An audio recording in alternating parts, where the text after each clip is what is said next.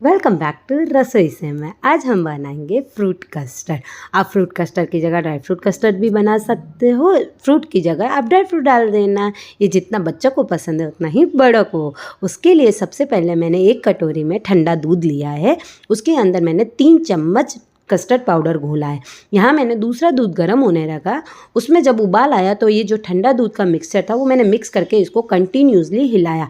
जब इसमें पूरा उबाल आने लगे उसके बाद मैं इसके अंदर डालूँगी केसर और शक्कर। मैंने आधा किलो दूध का यूज़ किया है। आधा किलो दूध में मैंने 3 चम्मच कस्टर्ड पाउडर डाला है और शक्कर आप अपने टेस्ट के अनुसार यूज़ कर सकते हो। अब मैं फ्लेम बंद कर दूँगी और इसको पूरा ठंडा होने दूँगी। जब ये ठंडा हो जाएगा उसके बाद मैं इसके अंदर डालूँगी फ्रूट्स।